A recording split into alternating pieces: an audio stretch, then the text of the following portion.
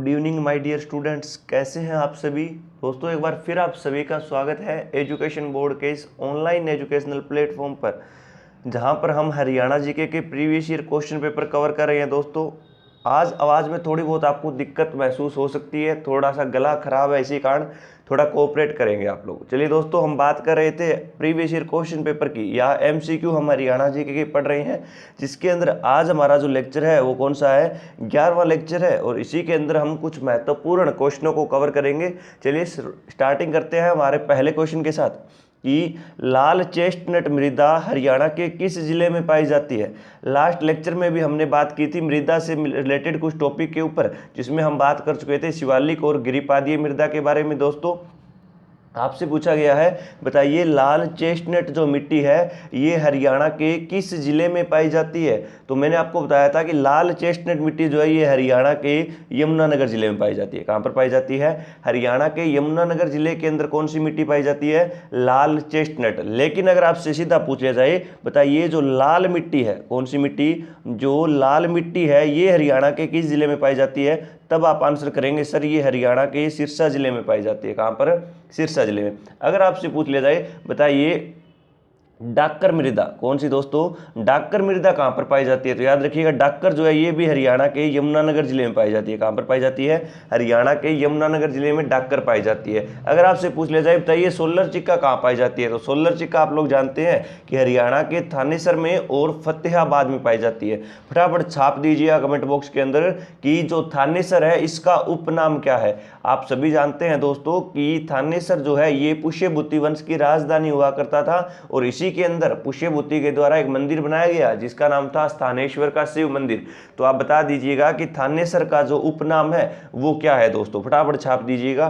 तब तक आप बात करते हैं अगले क्वेश्चन की, कि बताइए घग्गर द्वारा निर्मित बाढ़ का मैदान क्या कहलाता है। अगर आप बात करें घग्गर नदी की, तो आप लोग जानते हैं जब घग्गर नदी के अंदर पानी की मात्रा ज़्यादा हो जाएगी तो उससे बाढ़ आएगी, और जब ये बाढ़ आएगी और इसके द्वारा जो मैदान बनेंगे दोस्तों वो क्या कहलाएंगे, तो आप सभी जानते हैं सर वो क्या कहलाते हैं, वो नेली कहलाते हैं, जिन्हें अपन नेली या स्थानीय भाषा में दोस्तों इसे नाली कहा जाता है। क्या कहा जाता है, नेली या नाली। एक और नाम आया है यहाँ पे बैट का, तो याद रखिएगा जो बैट के मैदान होते हैं दोस्तों ये किसके द्वारा बनाए जाते हैं, मारकंडा नदी के द्वारा बनाए जाते हैं। किसके द्वारा, मारकंडा नदी के द्वारा। तो आपसे पूछा जाएगा, बताइए घग्गर द्वारा निर्मित बाढ़ के मैदान क्या कहलाते हैं। आप आंसर करेंगे सर ये नेली कहलाते हैं। आपसे पूछा जाएगा, बताइए मारकंडा नदी के द्वारा बनाए गए मैदान क्या कहलाते हैं। आप आंसर करेंगे सर ये बैट कहलाते हैं। तीसरा पूछा जाएगा आपसे, बताइए यमुना नदी के द्वारा, आप लोग जानते हो कि 320 किलोमीटर बहती है हरियाणा के अंदर एक नदी जिसका नाम है यमुना, जो कि उत्तराखंड के उत्तरकाशी जिले में पड़ने वाले बंदरपूछ की चोटी में एक ग्लेशियर जिसका नाम है यमुनोत्री ग्लेशियर, जिसे आप चंपासर के नाम से जानते हैं, हर की दून के नाम से जानते हैं, वहां से एक नदी निकलती है जिसका नाम है यमुना। इस यमुना नदी के द्वारा जो मैदान बनाए जाएंगे वो क्या कहलाएंगे, वो कहलाएंगे सर खादर के मैदान। क्या कहलाएंगे, खादर के मैदान। खादर क्या होता है, तो आप याद रखेंगे दोस्तों कि जब नई मिट्टी का भूमि के ऊपर जमाव होता है तो वो मैदान कौन से होते हैं, खादर होते हैं। तो याद रखिएगा कि यमुना नदी के अंदर जब बाढ़ आती है तो इसी के द्वारा जो मिट्टी बहाकर लाई जाती है, जिसमें मिट्टी के साथ साथ गाद पत्थर और अन्य चीजें शामिल होती है, और उन्हीं के द्वारा जब क्या है मैदान बनाए जाते हैं तो वो कहलाते हैं आपके खादर के मैदान। तीनों क्वेश्चन इंपॉर्टेंट है, बार बार आता है। घग्गर द्वारा निर्मित बाढ़ का मैदान क्या कहलाएगा, नेली या नाली कहलाएगा। मारकंडा नदी द्वारा बनाए गए मैदान क्या कहलाएंगे, बैट कहलाएंगे। और यमुना नदी द्वारा बनाए गए मैदान क्या कहलाएंगे, खादर कहलाएंगे। तीनों की तीनों बातें समझ में आई होगी आपको। चलिए अगला क्वेश्चन है कि कौन सी मृदा को हरियाणा में घर एवं कंदी कहा जाता है। मैं आपको लास्ट लेक्चर में भी इस बारे में बता चुका हूं कि हरियाणा के अंदर घर व कंदी कौन सी मृदा कहलाती है, तो आप लोग जानते हैं गिरिपादीय मृदा कहलाती है। दोस्तों कौन सी कहलाती है, गिरिपादीय मृदा। अगर आप बात करें गिरिपादीय मृदा की, तो याद रखिएगा दोस्तों कि ये जो गिरिपादीय मृदा है ये कहाँ पर पाई जाती है, हरियाणा में। आप आंसर करेंगे सर ये शिवालिक क्षेत्र में पाई जाती है। कौन से क्षेत्र में, शिवालिक क्षेत्र में। और याद रखिएगा ये जो शिवालिक क्षेत्रगत है, इसी क्षेत्र के अंतर्गत कितने जिले आते हैं, आपके 3 जिले शामिल है। कौन कौन से, आप आंसर करेंगे सर सबसे पहले है पंचकुला। पंचकुला से नीचे आएंगे तो आएगा अंबाड़ा, और जब आप अंबाड़ा से नीचे आएंगे तो आएगा यमुनानगर। कौन सा आएगा, यमुनानगर। इन्हीं तीनों जिलों के अंदर कौन सी मिट्टी पाई जाती है, गिरिपादीय मृदा पाई जाती है। अगर आप बात करें पंचकुला की, तो आप आंसर करेंगे सर पंचकुला के अंदर वो स्थान है आपका कालका। कौन सा स्थान है दोस्तों? पंचकुला के अंदर पड़ता है कालका। उस कालका के अंदर पाई जाती है। अंबाड़ा की आपने तहसील का नाम सुना होगा नारायणगढ़। कौन सी है दोस्तों? नारायणगढ़। और यमुनानगर का वो स्थान कौन सा है? जगाधरी है। कौन सा है? जगाधरी है। फटाफट छाप दीजिए कि नारायणगढ़ के ऊपर 1009 ईस्वी के अंदर किसने आक्रमण किया था। फटाफट कमेंट बॉक्स में छापिएगा कि 1009 ईस्वी के अंदर जब हरियाणा में तोमर वंश राज कर रहा था तो उस समय 1009 ईस्वी में नारायणगढ़ तहसील पर किसने आक्रमण किया था दोस्तों? फटाफट छाप दीजिएगा आप लोग। तब तक आप बात करते हैं हरियाणा राज्य की मिट्टी की। तो याद रखिएगा दोस्तों, जो हरियाणा की मिट्टी है इसे कितने भागों में बांटा गया है? तो आप आंसर करेंगे सर इसे 6 भागों में बांटा गया है। कितने भागों में बांटा गया? इसे 6 भागों में बांटा गया। और अगर आप बात करें इन 6 भागों की तो याद रखिएगा इसे 6 भागों में बांटने वाला व्यक्ति था डॉक्टर जसवीर सिंह। कौन था दोस्तों? तो आप आंसर करेंगे सर एक डॉक्टर जसवीर सिंह नाम का व्यक्ति था जिसने हरियाणा की मिट्टी को 6 भागों में बांटने का काम किया, जिसमें पहली थी आपकी अति हल्की मृदा, दूसरी थी आपकी हल्की मृदा, तीसरी थी आपकी मध्यम मृदा और चौथी थी आपकी सामान्य मृदा, पांचवी थी आपकी भारी और बहुत भारी मृदा और छठी कौन सी थी दोस्तों? वो थी आपकी शिवालिक या गिरिपादीय मृदा। तो याद रखिएगा जो छठी है उसके बारे में हम बात कर रहे थे, जो शिवालिक या गिरिपादीय मृदा कहलाती है। अगर आप हम बात करें गिरिपादीय मृदा कहाँ पाई जाती है, आंसर करेंगे शिवालिक क्षेत्र में। कौन कौन से जिले शिवालिक क्षेत्र का आता है? तो आप आंसर करेंगे सर नारायण, जो पंचकुला है वो आता है, अंबाड़ा है और यमुनानगर है। पंचकुला का कौन सा स्थान? कालका, जिसका पुराना नाम कालकोट हुआ करता था। अंबाड़ा का नारायणगढ़ और यमुनानगर का जगाधरी। ये तीनों के तीनों किसके हिस्से हैं? ये शिवालिक क्षेत्र के हिस्से हैं। अगला क्वेश्चन दोस्तों कि जगाधरी तहसील में पाई जाने वाली गिरिपादीय मृदा क्या कहलाती है? लास्ट लेक्चर में इसी क्वेश्चन को सेम हम कवर कर चुके हैं दोस्तों। फटाफट कमेंट बॉक्स में इसका आंसर छाप दीजिएगा। यहाँ पे एक नया नाम आया है करो, तो मैं आपको बता भी चुका हूं दोस्तों कि ये जो करो है ये हरियाणा के किस जिले में पड़ता है? तो आप आंसर करेंगे सर ये हरियाणा के पंचकुला जिले में पड़ता है। और ये क्या है पंचकुला जिले में? तो आप आंसर करेंगे सर ये हरियाणा की सबसे ऊंची चोटी है। दोस्तों क्या है ये?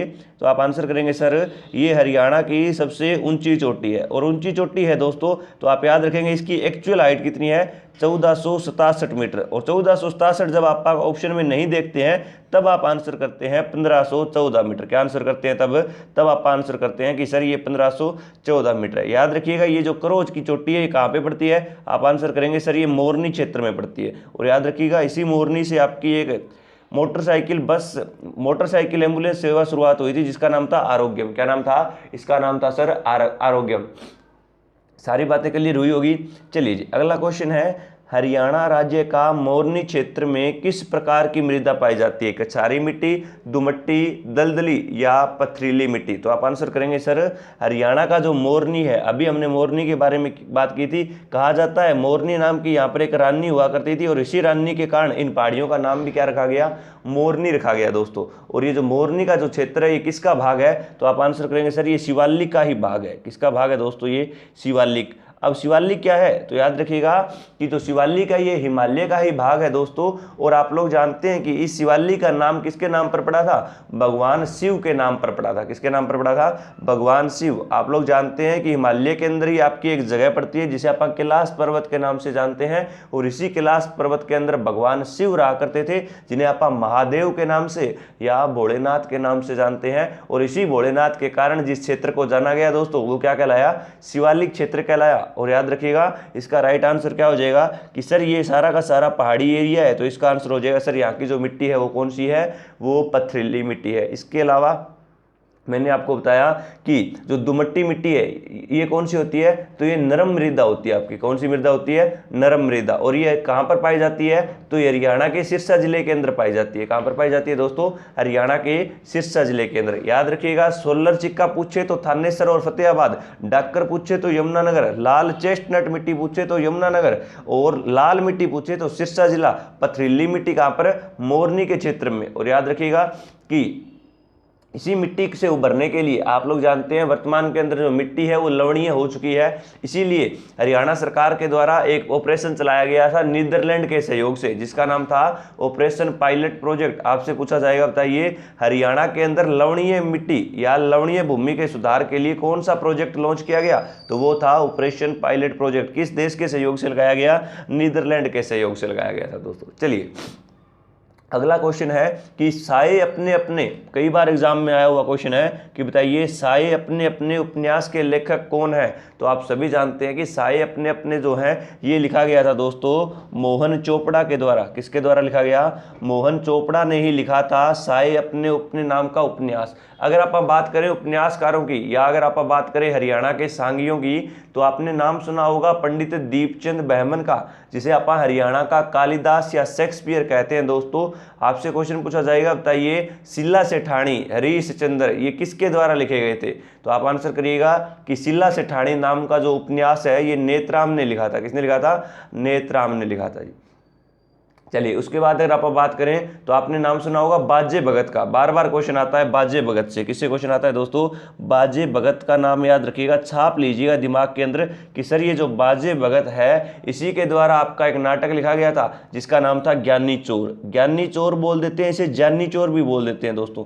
कई बार एग्जाम में आया हुआ है, बताइए ज्ञानी चोर या ज्ञानी चोर किसके द्वारा लिखा गया? आप आंसर करेंगे सर बाजे भगत के द्वारा लिखा गया। बाजे भगत कहाँ से थे? तो आप आंसर करेंगे सर सोनीपत जिले के सिसाणा से। कहाँ से था? ये है दोस्तों सिसाणा। एक है आपका सिसाई, सिसाई पड़ता है हिसार में, सिसाणा पड़ता है सोनीपत में। दोनों की दोनों चीजें याद रखेंगे। और तीसरा आप याद रखेंगे मांगेराम का नाम। किसका नाम याद रखेंगे?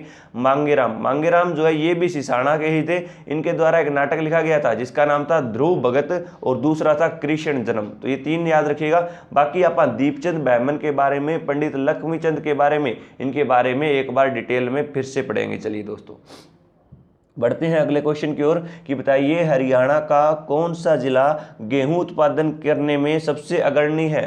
तो आप सभी जानते हैं कि सर अगर आप बात करें गेहूं, जिसे आप गोधूम के नाम से जानते हैं, गेहूं का ही दूसरा नाम क्या है दोस्तों? तो आप आंसर करेंगे सर इसी का दूसरा नाम है गोधूम। और याद रखिएगा इसी गोधूम की उत्पादन में जो हरियाणा का सबसे आगे जिला है, अग्रणी जिला है दोस्तों, वो है हरियाणा का सिरसा जिला, जिसे आप बोलते हैं डेरों की भूमि, जिसे आप सरस्वती नगर के नाम से जानते हैं। और यहीं पे एक पेड़ पाया गया जिसका नाम था शिरीष का पेड़, और इसी शिरीष के पेड़ के कारण आपका कौन सा जिला जाना जाता है? सिरसा। फटाफट छाप दीजिए कमेंट बॉक्स में कि सिरसा का गठन कब हुआ था दोस्तों। छाप दीजिए कि सिरसा जिले का जो गठन है दोस्तों हिसार से कब अलग होने पर हुआ था। चलिए तब तक आप बात कर लेते हैं गेहूं के बारे में। याद रखिएगा दोस्तों हरियाणा के अंदर जो सबसे ज्यादा फसल उगाई जाती है वो कौन सी है? तो सर वो सबसे ज्यादा कौन सी है? गेहूं।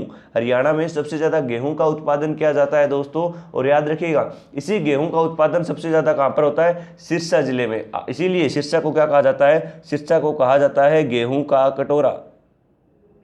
क्या कहा जाता है? तो सर इसे कहा जाता है गेहूं का कटोरा। लेकिन अगर आपसे पूछ लिया जाए बताइए गेहूं के उत्पादन के कारण हरियाणा को क्या कहा जाता है, तब आप आंसर करेंगे सर हरियाणा को कहा जाता है गेहूं की कटोरी। क्या कहा जाता है दोस्तों?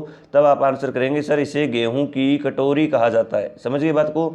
बात हो अगर हरियाणा राज्य की, तब आप आंसर करेंगे सर हरियाणा कहलाता है गेहूं की कटोरी। लेकिन बात हो जब सिरसा जिले की, तब आप आंसर करेंगे सर ये कहलाता है गेहूं का कटोरा। क्या कहलाता है? गेहूं का कटोरा। बात आई है आपके गेहूं की, तो याद रखिएगा गेहूं का नंबर 1 जो जिला है वो है सिरसा। दूसरा नंबर जो आता है दोस्तों वो आता है करनाल जिले का। कौन से जिले का? करनाल जिले का। और तीसरा नंबर जो आता है दोस्तों वो आता है हरियाणा के हिसार जिले का। फटाफट छाप दीजिए कि हरियाणा का पेरिस किसे कहा जाता है। फटाफट छाप दीजिएगा दोस्तों हरियाणा का पेरिस, या राइस बाउल ऑफ हरियाणा, या धान का कटोरा, या फिर आधुनिक पद्धति से बसाया गया हरियाणा का शहर कौन सा है? फटाफट कमेंट बॉक्स में छापेंगे आप लोग।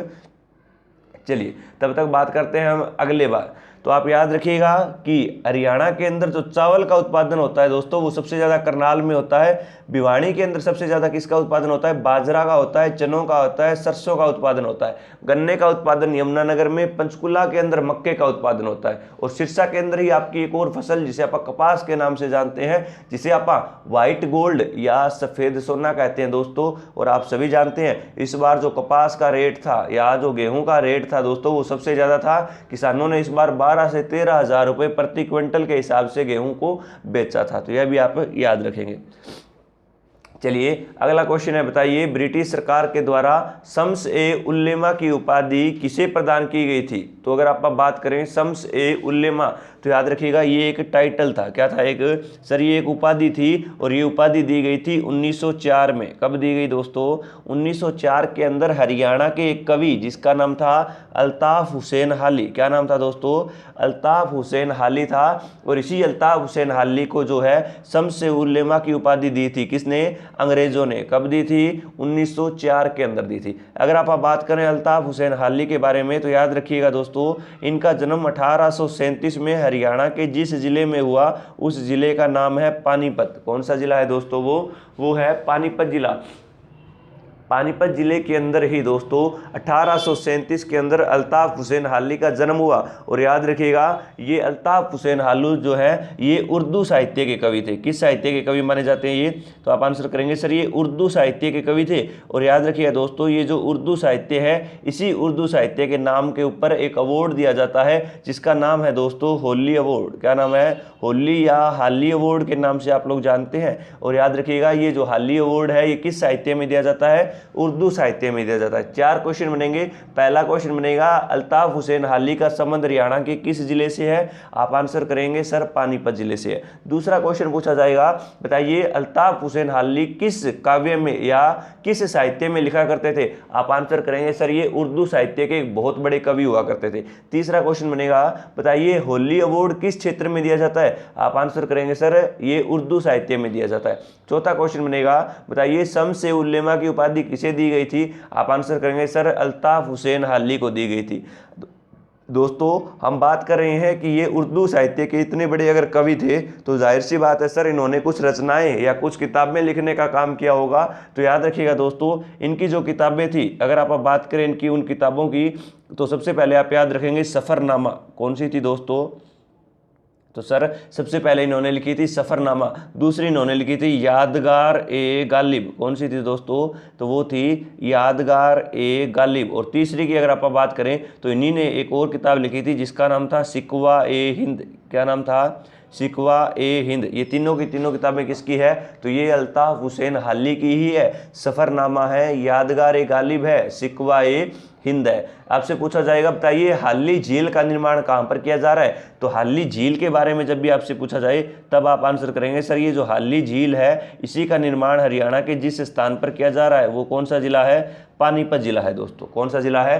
पानीपत। पानीपत का नाम आया दोस्तों फटाफट कमेंट बॉक्स में छाप दीजिएगा कि पानीपत जिले के उपनाम क्या क्या है। फटाफट कमेंट बॉक्स में छापेंगे सारे के सारे कि बताइए पानीपत जिले का उपनाम क्या क्या है।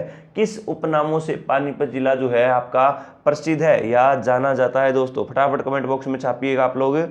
चलिए अगला क्वेश्चन है कि निम्नलिखित में से कौन सा युग्म जो है दोस्तों वो गलत है?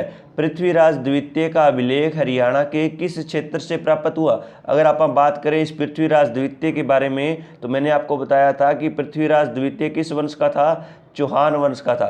लेकिन जो त्राइन के युद्ध लड़ेगा दोस्तों वो कौन सा था? वो पृथ्वीराज तृतीय था। याद रखेंगे आप लोग कि पृथ्वीराज चौहान वंश के अंदर 3 हुए थे जिसमें पृथ्वीराज प्रथम या पृथ्वीराज था, दूसरा पृथ्वीराज द्वितीय हुआ जिसका हरियाणा में हिसार जिले में एक जगह है जिसका नाम है हाँसी। इसी हाँसी से एक अभिलेख प्राप्त हुआ दोस्तों, ये वो द्वितीय है। और जो त्राइन के युद्धों के लिए प्रसिद्ध है दोस्तों वो कौन सा है? वो तृतीय है। आप जानते हैं कि सर त्राइन की 3 लड़ाइयाँ हुई थी। पहली लड़ाई सर 1191 के अंदर पृथ्वीराज चौहान और मोहम्मद गोरी के बीच हुई जिसमें मोहम्मद गोरी हार गया। अगला ही बैटल लड़ा गया अगले ही साल 1192 ईस्वी के अंदर पृथ्वीराज तृतीय और मोहम्मद गोरी के। इस बार मोहम्मद गोरी जीत गया था क्योंकि जयचंद ने साथ दिया था। तीसरा युद्ध लड़ा गया 1215 के अंदर इल्तुतमिश और ताजुद्दीन यलदौज के बीच दोस्तों, और इसके अंदर ताजुद्दीन यलदौज हार चुका था और कौन जीत चुका था? तो इसके अंदर सर जीत चुका था इल्तुतमिश। ये आपको मैं ऑलरेडी थ्योरी के जो लेक्चर है उसमें पढ़ा चुका हूँ। याद रखिएगा हरियाणा के हाँसी जिले हाँसी में आप लोग जानते हैं कि जो हाँसी है ये हिसार में पड़ता है। और याद रखिएगा इसी हाँसी से हमें किसका अभिलेख प्राप्त हुआ? पृथ्वीराज द्वितीय का। पेहुआ की अगर आप बात करें तो यहाँ से भी हमें एक अभिलेख मिला था जिसे आप किस नाम से जानते हैं? पेहुआ अभिलेख या मिहिर भोज का अभिलेख के नाम से जानते हैं। और आप लोग जानते हैं मिहिर भोज के समय में पेहुआ में एक व्यापार हुआ करता था और वो व्यापार किसका था दोस्तों? घोड़ों का। फटाफट कमेंट बॉक्स में छाप दीजिएगा मिहिर भोज जो है ये किस वंश का शासक था? फटाफट बॉक्स में छाप दीजिएगा आप लोग कि मिहिर भोज जो है दोस्तों ये किस वंश का शासक था। चलिए बढ़ते हैं अगले क्वेश्चन की ओर। तब तक बताइए च्यवन आश्रम हरियाणा के किस क्षेत्र में स्थित है। अगर आप बात करें च्यवन आश्रम के बारे में दोस्तों, तो आपने नाम सुना होगा कि ये हरियाणा के डोसी नामक स्थान में पड़ता है। और डोसी कहाँ पे है, ये महेंद्रगढ़ में है। डोसी का नाम आया है तो याद रखिएगा, यहाँ पे एक चोटी पड़ती है दोस्तों जिसकी हाइट है 652 मीटर। कितनी है, 652 मीटर। और इसी चोटी के अंदर एक ऋषि रहा करते थे और उस ऋषि का नाम था च्यवन। क्या नाम था दोस्तों, च्यवन ऋषि था। और कहा जाता है इसी च्यवन ऋषि के द्वारा यहाँ पर कुछ जड़ी बूटियों को इकट्ठा करके उन्हें पीस कर एक दवाई तैयार की जाती थी जिसे आप अप्रास के नाम से जानते हैं। और आप सभी जानते हैं कि जब भी आप सर्दी का मौसम आता है तो आप अपने घर में लेकर आते हो डाबर च्यवनप्राश या अन्य किसी कंपनी सोना चांदी च्यवनप्राश लेकर आते हो दोस्तों। तो वो च्यवनप्राश भी किस व्यक्ति के द्वारा पड़ा था, तो वो भी च्यवन ऋषि के नाम पर पड़ा था। क्वेश्चन आएगा, बताइए च्यवन ऋषि का आश्रम कहाँ पे है। आप आंसर करेंगे सर महेंद्रगढ़ में डोसी नामक स्थान पे। दूसरा क्वेश्चन आएगा, बताइए दक्षिण हरियाणा की सबसे ऊंची चोटी कौन सी है। तो दोस्तों ये आपकी दक्षिण हरियाणा की सबसे ऊंची चोटी है जिसका नाम है डोसी की चोटी। हाइट है 652 मीटर। यहाँ पे कौन से ऋषि थे, च्यवन ऋषि। और च्यवन ऋषि का नाम आया है तो याद रखिएगा, इसी च्यवन ऋषि के पिता का नाम था दोस्तों भृगु ऋषि और इन्हीं की माता का नाम था पोलिमा देवी। और कहा जाता है इसी की माता पोलिमा के आंखों से एक नदी निकला करती थी और उस नदी का नाम क्या था, वो थी दोहन नदी। कौन सी थी, दोहन नदी। आप लोग जानते हो कि जब आप लड़की के जो है नखरे होते हैं उन्हें उठा नहीं पाते हो तो जाहिर सी बात है उसकी आंखों से अश्रु या उसकी आंखों से आंसू आने शुरू हो जाते हैं। और आप उसकी जब आंखों से आंसू आते हैं, जिन्हें आप लोग उसे मोती कहते हो, कि इन मोतियों को व्यर्थ न बहाओ, उन्हीं मोतियों के लिए आप लोग पिघल जाते हैं दोस्तों। याद रखिएगा, ये जो है दोहन नदी जो है ये किसकी आंखों से निकलती थी, ये पोलिमा की ही आंखों से निकलती थी, जो भृगु ऋषि की पत्नी और च्यवन ऋषि की माता हुआ करती थी दोस्तों। चलिए अगला क्वेश्चन है कि भीष्म का वास्तविक नाम क्या था। आप सभी जानते हैं कि महाभारत के अंदर भीष्म पितामह हुए थे और इसी भीष्म पितामह की मृत्यु का कारण बना था शिखंडी। और अर्जुन के द्वारा जो है इन्हें तीर मारे गए थे और इन्हें लेटाया गया था बाण सैया के ऊपर, यानी बाणों की सैया के ऊपर लेटाया गया भीष्म पितामह को। और ये भीष्म पितामह दोस्तों वही है जिसका जन्म गंगा, आप लोग गंगा नदी के नाम से जिसे जानते हो, उसी नदी से इसका उद्गम हुआ था, इसका जन्म हुआ था। तो याद रखिएगा भीष्म का जो वास्तविक नाम था दोस्तों वो क्या था, देवव्रत था। क्या नाम था, देवव्रत। और ये वही शख्स है दोस्तों जिसने आजीवन कुंवारा रहने की कसम खाई थी। इसने कहा था कि मैं 10 दिशाओं को साक्षी मानकर ये शपथ लेता हूं कि मैं आजीवन कुंवारा रहूंगा और ब्रह्मचर्य का पालन करूंगा। ये वही व्यक्ति था। और एक आप लोग हो जो शादी का नाम लेते ही सारे के सारे पगला जाते हो हैं। तो याद रखिएगा दोस्तों, अगर पढ़ रहे हो साथ के साथ तो क्या हो जाएगी, शादी हो जाएगी, वरना फिर वही आपके लिए चलेगी कालिंदी ट्रेन और फिर सारे के सारे अपने ससुराल में पहुंचोगे। चलिए परीक्षित का नाम आया दोस्तों, फटाफट कमेंट बॉक्स में छाप दीजिएगा। ये जो परीक्षित है इसकी राजधानी हरियाणा में कहां पर रही थी, फटाफट कमेंट बॉक्स में छाप दीजिए। परीक्षित के बारे में आप लोग जानते हो, इसे सांप ने काटा था और सांप के काटने से जब इसकी मृत्यु हुई तो एक यज्ञ करवाया गया जिसका नाम था सर्पदमन यज्ञ। और आप छाप दीजिए कमेंट बॉक्स में भी कि सर्पदमन का वर्तमान में नाम क्या है, ये भी कमेंट बॉक्स में छाप दीजिए। सर्पदमन कहाँ पे पड़ता है ये भी कमेंट बॉक्स में छाप दीजिएगा जी। चलिए बढ़ते हैं अगले क्वेश्चन की ओर कि बताइए सल्तनत काल में दिल्ली का सबसे छोटा इक्ता नहीं है, इक्ता है। क्या ये है आपका इक्ता। इक्ते का तो ध्यान रखता है वो कहलाता है इक्तेदार। कौन कहलाता है दोस्तों, वो कहलाता है इक्तेदार। और याद रखिएगा दिल्ली सल्तनत के अंदर जो सबसे छोटा इक्ता हुआ करता था वो हरियाणा का कौन सा था, झांसी जिले का इक्ता हुआ करता था। याद रखिएगा सल्तनत काल की बात आई है तो आप सभी जानते हैं सर दिल्ली सल्तनत का जो टाइम पीरियड था वो 1206 से लेकर 1526 तक रहा। और इसी के अंदर कुल कितने वंश हुए, 5 वंश हुए, जिसमें पहला वंश हुआ गुलाम वंश, दूसरा वंश हुआ खिलजी वंश, तीसरा तुगलक, चौथा आपका सैयद वंश और पांचवा हुआ लोधी वंश। गुलाम वंश जिसका टाइम पीरियड 1206 से लेकर 1290 तक रहा दोस्तों, और इसी की स्थापना की गई कुतुबुद्दीन ऐबक के द्वारा। दूसरा वंश आया खिलजी वंश जिसका टाइम पीरियड 1290 से लेकर 1320 तक रहा दोस्तों। और आप जानते हैं इसका संस्थापक हुआ मलिक फिरोज, या जिसे आप लोग जलालुद्दीन मलिक फिरोज खिलजी के नाम से जानते हैं। तीसरा वंश आया तुगलक वंश जो कि आपका कब से कब तक रहा, जो 1320 से 1414 तक रहा, और इसका संस्थापक हुआ गयासुद्दीन तुगलक। और आप लोग जानते हैं इसी के अंदर एक और महान शासक हुआ जिसे आप फिरोज शाह तुगलक के नाम से जानते हैं। और इसी फिरोज शाह तुगलक ने हरियाणा में 4 नगर बसाए थे दोस्तों। फटाफट चारों नगरों के कमेंट बॉक्स में नाम छाप दीजिए कि फिरोज शाह तुगलक जो नहर निर्माता और नगर निर्माता कहलाता है, इसके द्वारा कौन कौन से 4 नगर बसाए गए थे। चलिए चौथा वंश आया था सैयद वंश, जो कि कब से कब तक रहा था, तो वो रहा था आपका 1414 से लेकर 1451 तक, जिसका संस्थापक ख्वाजा खिजर खान हुआ, जिसे अपन रैयत आला के नाम से जानते हैं, और इसी का मकबरा हरियाणा के सोनीपत जिले में है। और पांचवा वंश आया लोधी वंश, जो दिल्ली सल्तनत का अंतिम वंश कहलाता है दोस्तों, जिसका टाइम पीरियड 1451 से लेकर 1526 तक रहा, और इसी के संस्थापक कौन हुए, बहलोल लोधी हुआ। कौन हुआ दोस्तों, बहलोल लोधी। और इसी के अंदर एक महान शासक हुआ जिसका नाम था इब्राहिम लोधी, जो प्रसिद्ध है पानीपत की पहली लड़ाई के लिए। तो ये आप सारी की सारी बातें याद रखेंगे।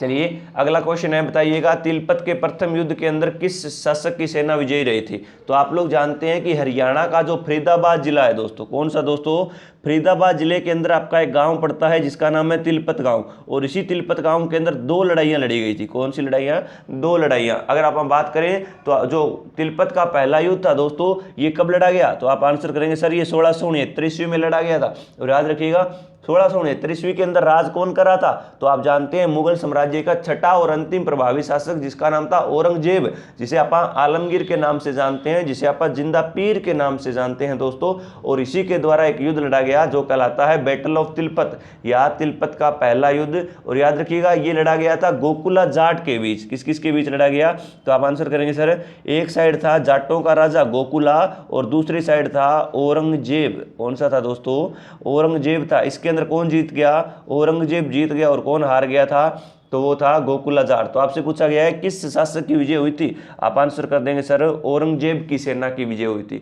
दूसरा युद्ध लड़ा गया था दोस्तों 1764 के अंदर। तिलपत की दूसरी लड़ाई 1764 में हुई, और इस बार लड़ रहा था नजीबुद्दौला, और दूसरा लड़ रहा था जाट राजा जवाहर सिंह। इसके अंदर मुगलों की पराजय हुई, यानी नजीबुद्दौला हार गया, और जाट राजा जवाहर सिंह की क्या हुई दोस्तों, वो इसमें जीत गया था। तो याद रखिएगा तिलपत की 2 लड़ाइयां, पहली 1669 में और दूसरी 1764 में। चलिए अगला क्वेश्चन है कि 1688 में बंगानी के युद्ध के बाद गुरु गोविंद सिंह, आप बात कर सके हैं गुरु गोविंद सिंह के बारे में, सिखों के 10वें गुरु थे। कौन से गुरु थे ये, सिखों के 10वें गुरु थे गुरु गोविंद सिंह। और याद रखिएगा इन्हीं गुरु गोविंद सिंह की मृत्यु किसके द्वारा की गई, एक अफगानी शासक के द्वारा इन्हें मारा गया था। और याद रखिएगा जब ये पोंटा साहिब से आनंदपुर जा रहे थे दोस्तों, तो आपसे पूछा गया ये कहाँ पर रुके थे, तो आप सभी जानते हैं कि जो गुरुद्वारा कपाल मोचन है ये कहाँ पे है, हरियाणा के यमुनानगर में। और गुरुद्वारा नाडा साहिब कहाँ पे है, तो आप लोग जानते हैं पंचकुला जिले में दोस्तों। कहाँ पे है, पंचकुला। इन्हीं दोनों में से आंसर है, फटाफट कमेंट बॉक्स में छाप दीजिएगा कि गुरु गोविंद सिंह जब पोंटा साहिब से आनंदपुर जा रहे थे तो ये रास्ते में कहां पर रुके थे, फटाफट कमेंट बॉक्स में छापिएगा। आपको ऑलरेडी मैं इनके बारे में बता चुका हूं। और एक क्वेश्चन का और आंसर दीजिएगा कि गुरु गोविंद सिंह की मृत्यु के बाद में सिखों की सेना का नेतृत्व करने वाला व्यक्ति कौन था, फटाफट कमेंट बॉक्स में उसका नाम भी छापेंगे आप लोग। अगला क्वेश्चन है कि पलवल को हरियाणा का 21वां जिला, तो आप लोग जानते हैं वर्तमान हरियाणा के अंदर 22 जिले हैं, 22वां जिला बना था आपका चरखी दादरी, जो किससे अलग हुआ था, भिवानी से अलग हुआ था। और भिवानी से अलग कब हुआ, तो सर ये तो 1 दिसंबर 2016 की बात है। तो 1 दिसंबर 2016 को चरखी दादरी भिवानी से अलग हुआ था। 21वां जिला बना था पलवल। और पलवल कब बना था, तो आप आंसर करेंगे सर 15 अगस्त का वो दिन था, 2008 वाला वो साल था, 15 अगस्त 2008 को कौन सा जिला अलग हुआ था, पलवल। आंसर करिएगा दोस्तों पलवल जिला किस से अलग हुआ था, फटाफट कमेंट बॉक्स में छापिएगा कि पलवल जिला किस से अलग हुआ था। पलवल जिले की अगर आप बात करें तो आप सभी जानते हैं कि जो पलवल जिला है दोस्तों, इसी का नामकरण पड़ा था एक राक्षस के नाम पर, और उस राक्षस का नाम था पुलंबासुर। क्या नाम था उसका नाम था सर पुलंबासुर। और याद रखिएगा इसी पुलंबासुर नाम के राक्षस की राजधानी कौन सा क्षेत्र हुआ करता था, हमारा हरियाणा का पलवल जिला ही हुआ करता था। चलिए अगला क्वेश्चन है दोस्तों, बताइए नर नारायण की गुफा हरियाणा के किस शहर में स्थित है। तो आप सभी जानते हैं कि सर नर नारायण की गुफा हरियाणा के यमुनानगर जिले में स्थित है। कहाँ पर है ये हरियाणा के यमुनानगर जिले में। जींद का नाम आया है तो याद रखिएगा जींद के अंदर आपका एक तालाब पड़ता है दोस्तों, जिसे हम क्या बोलते हैं, बताइएगा कि जींद के अंदर आपका तालाब है, 3 तालाब है। एक तो आप याद रखेंगे गौकर्ण तालाब, कौन सा तालाब याद रखेंगे, गौकर्ण तालाब। ये गौकर्ण तालाब जो है दोस्तों ये हरियाणा के रोहतक जिले में है। कहां पर है, रोहतक जिले में। यहां पर एक अधिवेशन हुआ था 1920 में, यह एक सभा हुई थी महात्मा गांधी के द्वारा की गई थी।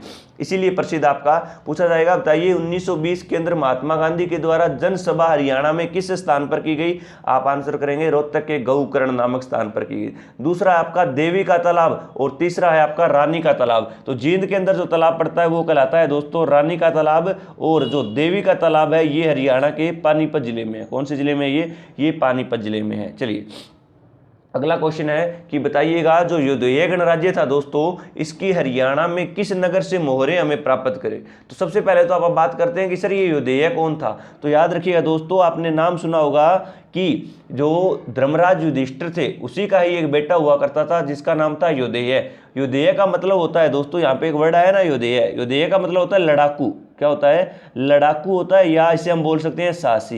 ये लड़ाकू वो नहीं है जिस तरह आप दोस्त बैठे होते हो तो आपस में लड़ाई करते हो, ये वो वाला लड़ाकू नहीं है। लड़ाकू का मतलब होता है जो युद्ध के लिए जाना जाए, लड़ाई के लिए जो जाना जाए दोस्तों। और याद रखिए लड़ाकू या जो साहसी थे उसी का अर्थ क्या है? योदय था। याद रखिएगा जब मौर्य साम्राज्य का भारत में अंत हुआ तो इसी मौर्य साम्राज्य के बाद में हरियाणा में कुछ गणराज्य बने, और उन्हीं गणराज्यों में एक गणराज्य था आपका योदय गणराज्य, जिसकी स्थापना योदय नाम के व्यक्ति के द्वारा की गई जो युधिष्ठिर का बेटा था। और इस बात की जानकारी हमें दो जगहों से मिली, एक तो महाभारत से, महाभारत का द्रोण पर्व, और दूसरा हमें महाभाष्य से मिली जो पतंजलि ने लिखी थी। याद रखिएगा इसी योदय गणराज्य की जो राजधानी हुआ करती थी दोस्तों वो थी प्रकृतनाग। कौन सी थी? प्रकृतनाग थी। प्रकृतनाग कहां पे पड़ता है सर? भिवानी में। और याद रखिएगा इसी प्रकृतनाग का वर्तमान में नाम बदल दिया गया है, और इसी का ही वर्तमान में नाम क्या है दोस्तों? इसी का ही नाम है नौरंगाबाद। 3 क्वेश्चन आएंगे। बताइए योदय गणराज्य की राजधानी कौन सी थी? प्रकृतनाग थी। प्रकृतनाग जो है ये राजधानी थी, और याद रखिएगा इसी का ही वर्तमान में नाम क्या है? नौरंगाबाद है। दूसरा क्वेश्चन आएगा, बताइए योदय गणराज्य के हमें जो मोहरे हैं वो कहां से मिली? आप आंसर करेंगे सर नौरंगाबाद से। तीसरा क्वेश्चन आएगा, बताइए योदय काल के अंदर इनके सिक्कों के ऊपर क्या अंकित था या क्या नाम लिखा गया था? तब आप आंसर करेंगे सर इनके सिक्कों के ऊपर एक नाम लिखा जाता था, वो था योदयना बहुधान्य। क्या नाम था? योदयना बहुधान्य। हम बात कर चुके हैं बहुधान्य शब्द के बारे में जिसका उल्लेख महाभारत में मिलता है। फटाफट कमेंट बॉक्स में छापिएगा कि महाभारत के अंदर हरियाणा को बहुधान्य कहा गया। इस बहुधान्य का अर्थ क्या होता है दोस्तों? फटाफट कमेंट बॉक्स में आप लोग छाप दीजिएगा। योदय गणराज्य समझ में आया होगा आपको। चलिए अगला क्वेश्चन है आपका कि माता कृपी किसका नाम आया है? तो यहाँ पे एक माता का नाम आया जिसका नाम है माता कृपी। तो बताइए माता कृपी की स्मृति के अंदर किस मंदिर का निर्माण करवाया गया? सबसे पहले हम बात करते हैं माता कृपी कौन थी। तो याद रखिएगा कि आपने गुरु द्रोणाचार्य का नाम सुना होगा दोस्तों। किसका नाम सुना होगा? गुरु द्रोणाचार्य। याद रखिएगा इसी गुरु द्रोणाचार्य की एक पत्नी हुआ करती थी जिसका नाम क्या था? जिसका नाम था सर माता कृपी। इसी माता कृपी को कई बार कहा जाता है दोस्तों माता मसानी, और इसी को ही कहा जाता है शीतला माता। कहा जाता है माता कृपी जो गुरु द्रोण की पत्नी हुआ करती थी दोस्तों, इसका स्वभाव इतना ज़्यादा सिंपल था, इतने मधुर स्वभाव या इतने ठंडे स्वभाव की ये महिला थी, इसीलिए ठंडे स्वभाव के कारण इनका नाम पड़ा शीतला माता। और याद रखिएगा इसी शीतला माता के नाम पर हरियाणा के गुरुग्राम जिले में, क्योंकि गुरु द्रोण का संबंध कहाँ से है? गुरुग्राम से है, तो याद रखिएगा माता कृपी का ही दूसरा नाम था शीतला, और इसी शीतला माता के नाम पर एक मंदिर बनाया गया जो कहां पे है? तो आप आंसर करेंगे सर ये हरियाणा के गुरुग्राम जिले में है। कहां पे है?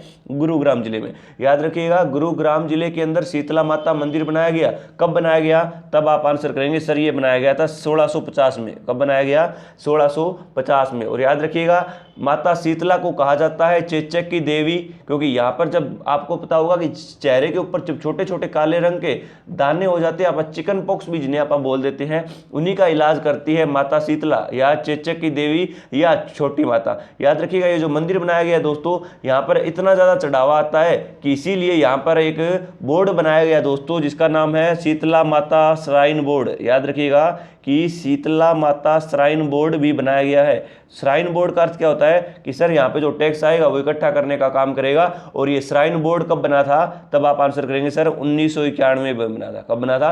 1991 में। अब आपको पता चला कि सर ये बोर्ड है, तो आप पूछोगे सर बोर्ड है तो इसका कोई ना कोई अध्यक्ष होगा, तब आप आंसर करेंगे कि इसका जो अध्यक्ष होता है दोस्तों वो कौन होता है? वो सीएम होता है। कौन होता है? सीएम होता है। और याद रखिएगा यहाँ पर ही एक मेला लगता है, किस महीने में? चैत व आषाढ़ के महीने में। कौन से महीने में? चैत व आषाढ़ के महीने में। उसी के अलावा अगर आप बात करें गुरुग्राम जिले की, तो आप सभी जानते हैं गुरुग्राम में कई मेले और लगते हैं, जैसे पहला है आपका शीतला माता का मेला, दूसरा है आपका नाग पूजा का मेला, तीसरा है भगत पूरण का मेला, चौथा है महादेव या भगवान शिव का मेला, पांचवा है दोस्तों बुद्धो माता का मेला, और छठा आपने नाम सुना होगा चोखा खोरी का मेला। ये सारे के सारे मेले कहाँ के हैं? ये सर गुरुग्राम के हैं। पहला शीतला माता, दूसरा बुद्धो माता, तीसरा भगत पूरण का, चौथा शाह खोरी का मेला, पांचवा दोस्तों महादेव का मेला, और छठा आपका नाग पूजा का मेला। सारी की सारी बातें आपको याद रखनी है, जो बातें मैं आपको बताते हुए चल रहा हूं दोस्तों, अगर ये साथ के साथ आप नोट कर रहे हो या समझ रहे हो तो यकीन मानिएगा इससे बाहर आपका कोई भी क्वेश्चन नहीं जाएगा। बस आपको लगातार रहना है, जब तक आपका सीटी का एग्जाम नहीं होता तब तक आप हरियाणा जीके के सारे महत्वपूर्ण क्वेश्चन करेंगे। और यकीन मानिएगा जब तक आपका एग्जाम होगा तब तक मैं आपको कम से कम 2500 से 3000 क्वेश्चन हरियाणा जीके के कवर करवा चुका हूँ, और इन्हीं 3000 से अन्य बातें, यानी यकीन मानिएगा आप 10,000 से प्लस क्वेश्चन आप हरियाणा जीके के करके जाएंगे। एमसीक्यू प्रीवियस ईयर करवा रहा हूं, थ्योरी के लेक्चर मैंने आपके लिए ऑलरेडी अपलोड करके हैं। बस आप इतना काम किया कीजिए, टेलीग्राम पे शाम को क्विज लगाया कीजिए, क्लास देखा कीजिए, दोनों की दोनों चीजें करेंगे तो यकीन मानिए हरियाणा जीके में किसी का भी स्कोर जो है वो 25 से कम नहीं रहेगा, सभी 25 प्लस स्कोर इसके अंदर करके आएंगे। बस आप जो है सपोर्ट करते रहिए, टेलीग्राम चैनल पे जुड़ जाइएगा। टेलीग्राम चैनल है GS by Praveen Sutar sir. चलिए दोस्तों, अगला क्वेश्चन है कि बताइएगा कि जो हरियाणा का प्रमुख नदी है वो कौन सी है। तो आप लोग जानते हैं कि सर हरियाणा की जो नदियों हैं इनकी जानकारी जिस पुराण में मिली उसका नाम था वामन पुराण। और याद रखिएगा ये वामन पुराण महर्षि वेदव्यास ने लिखा। इसके अंदर हरियाणा की दो चीज़ों की जानकारी मिलती है, एक तो हरियाणा की नदियों की जानकारी मिलती है दोस्तों, और दूसरी जंगलों की। जंगल कितने थे? 7, और नदियाँ कितनी थी? 9। तो याद रखिएगा इसी के अंदर हरियाणा की वो 9 नदियाँ, जिसमें अगर आप बात करें तो आपने नाम सुना होगा किसका? आपने नाम सुना होगा हिरण्यवती का, आपने नाम सुना होगा मधुसरवा, सरस्वती, दवस्तिति, आपका, मंदाकिनी, कौशिकी और वैतरणी। ये वो 9 नदियां थी दोस्तों। कौन कौन सी? सरस्वती थी, वैतरणी, आपगा, मंदाकिनी, मधुसरवा, कौशिकी, दवस्तिति और हिरण्यवती। ये वो 9 नदियां हुआ करती थी दोस्तों, जो प्राचीन काल में हरियाणा में बहा करती थी। और याद रखिएगा 7 जंगल हुआ करते थे, जिसमें आप 2-3 के नाम याद रखिएगा। एक तो अदिति वन था, दूसरा सूर्यवन था, तीसरा काम्यक वन था, चौथा कल्की वन था, पांचवा दवेत वन था। और ये दवेत वन इंपॉर्टेंट है दोस्तों, क्योंकि दवेत वन के अंदर एक राजा ने खेती करने का काम किया, और इसी राजा ने यहाँ की 48 कोस भूमि को उपजाऊ बनाया। और जब उसके द्वारा 48 कोस भूमि को उपजाऊ बनाया गया तो वही भूमि कहलाई दोस्तों आदि रूपा। तो आप बताएंगे हमें कि वो राजा कौन सा था जिसके द्वारा जो है इस भूमि को उपजाऊ बनाया गया था? फटाफट कमेंट बॉक्स में छाप दीजिएगा। तो हरियाणा की जो नदियां हैं दोस्तों वो कौन कौन सी हो जाएगी? यमुना और घग्गर। ये दोनों की दोनों किसका भाग है? तो आप आंसर कर देंगे सर ये शिवालिक का भाग है। हरियाणा का अपुआ तंत्र या ड्रेनेज सिस्टम दोस्तों 2 भागों में बांटा गया, एक कहलाता है आपका शिवालिक क्षेत्र, एक कहलाता है अरावली क्षेत्र। यानी हरियाणा में जो शिवालिक क्षेत्र से नदियां प्रवेश करती हैं वो शिवालिक क्षेत्र कहलाएगा, और जो हरियाणा में अरावली क्षेत्र से प्रवेश करती हैं या अरावली क्षेत्र में बहती हैं वो आपका अरावली क्षेत्र कहलाएगा, यानी वो आपका दक्षिणी अपुआ तंत्र कहलाएगा। अगर हम बात करें उत्तरी अपुआ तंत्र की, तो आप सभी जानते हैं कि सर उत्तरी अपुआ तंत्र में हमारी यमुना नदी है, घग्गर नदी है, मारकंडा है, टांगरी है, चौतांग है, राक्का है, सरस्वती है। ये वो नदियां हैं जो उत्तरी अपुआ तंत्र की है। दक्षिणी अपुआ तंत्र की 4 महत्वपूर्ण नदियां, जिसमें सबसे महत्वपूर्ण है साइबी या साबी नदी, दूसरी इंदौरी, तीसरी कृष्णावती और चौथी है दोहन नदी। इनके बारे में हम आगे बात करेंगे। चलिए अगला क्वेश्चन है कि हरियाणा के पानीपत शहर के बाहुली कौन से में बाहुली क्षेत्र के अंदर किसका कारखाना स्थापित किया गया है? तो अगर आप बात करें पानीपत की, तो आप सभी जानते हैं कि पानीपत के अंदर एक कारखाना लगाया गया है दोस्तों, जो कहाँ पर है? बाहुली में। और याद रखिएगा ये कारखाना कब लगाया गया? ये 1997 के अंदर। कौन सी कंपनी का? ये IOCL। आप सभी जानते हैं IOCL कंपनी जो है ये तेल की एक कंपनी है, इंडियन ऑयल कॉरपोरेशन लिमिटेड। क्या नाम है इसका? इसका नाम होगा sir Indian oil corporation limited. कहाँ पे लगी हुई है? पानीपत जिले में। पानीपत जिले में कौन से गांव में? बाहुली गांव में। तो ये किस प्रकार का कारखाना है? तो सर ये तो तेल शोधक कारखाना है। कौन सा कारखाना है? तेल शोधक कारखाना। और याद रखिएगा ये जो पानीपत जिला है दोस्तों, इसी को क्या कहा जाता है? तो सर इसी को हम बोलते हैं बुनकरों का नगर या शहर। इसे ग्लोबल टेक्सटाइल कहा जाता है सर, इसे पेट्रोकेमिकल हब कहा जाता है। आपसे पूछा जाएगा बताइए हरियाणा के किस जिले में NFL लगा हुआ है? आप आंसर करेंगे सर NFL लगा हुआ है आपका कहाँ पे, तो वो लगा हुआ है पानीपत में। एनएफएल की स्थापना कब हुई थी, एनएफएल की स्थापना हुई थी 1979 1979 में। और आप लोग जानते हैं 1979 के अंदर ही आपका एक जिला बना था जिसका नाम था फरीदाबाद जिला। कौन सा जिला था दोस्तों, फरीदाबाद जिला जो है वो 1979 में बना था। फौजियों के कंबल कहाँ बनते हैं, तो वो भी आपका पानीपत में बनते हैं। सिटी ऑफ व्यूअर्स किसे कहा जाता है, पानीपत को। यहाँ पे एक वर्ड आया था एनएफएल, एनएफएल क्या होता है, तब आप आंसर करेंगे सर नेशनल फर्टिलाइजर लिमिटेड, या इसे कहा जाता है अमोनिया नाइट्रेट प्लांट। तो याद रखिएगा अमोनिया का जो प्लांट लगा हुआ है, या हिंदी में पूछा जाएगा दोस्तों, बताइए यूरिया का संयंत्र हरियाणा के किस जिले में स्थापित किया गया है, तब भी आप आंसर चिपका कर आएंगे पानीपत जिला। कौन सा जिला दोस्तों, पानीपत जिला। लास्ट क्लास में मैंने आपको बताया था कि पानीपत जिले का एरिया कितना है, फटाफट कमेंट बॉक्स में पानीपत का एरिया छापेंगे आप लोग। आज के लिए दोस्तों इतना ही, 20 क्वेश्चन हम कवर कर चुके हैं। थोड़ा सा हमारा भी गला खराब है, तबीयत डाउन है, लेकिन फिर भी आपके लिए हम मेहनत कर रहे हैं दोस्तों, तो आप भी मेहनत करिएगा और इस बार सीईटी के अंदर आपका सिलेक्शन जरूर होगा। आज के लिए इतना ही, कल फिर मिलेंगे, इसी वक्त मुलाकात होगी। टेलीग्राम जरूर ज्वाइन करें, टेलीग्राम पे भी 20 क्वेश्चन क्विज के रूप में करवाता हूं मैं आपको, और उसी के साथ थ्योरी के 20 क्वेश्चन आपको यूट्यूब पे करवाए जाते हैं। ऑफलाइन बैच के लिए भी आप हमसे जुड़ सकते हो दोस्तों, इवनिंग स्पेशल बैच भी होता है, और अगर आप सीईटी के पूरी सीईटी एग्जाम की तैयारी कर रहे हो तो भी आप हमारे साथ जुड़ सकते हो। हिसार में हमारी ऑफलाइन क्लासेस चलती है दोस्तों। आज के लिए इतना ही, मिलेंगे फिर कल की क्लास में एक और जबरदस्त सेशन के साथ। तब तक बने रहें एजुकेशन बोर्ड के इस परिवार के साथ। चैनल को लाइक करें, शेयर करें और सब्सक्राइब जरूर करें दोस्तों। आपका इतना सा सपोर्ट हमें बहुत बड़ा मोटिवेशन देता है, जिससे हम आपके लिए एक और बेहतरीन कंटेंट और ज़्यादा मेहनत करते हैं और आपको जो है एरर फ्री कंटेंट देने का काम करते हैं। चलिए बने रहें तब तक दोस्तों हरियाणा एजुकेशन बोर्ड के साथ। धन्यवाद, जय हिंद, जय भारत।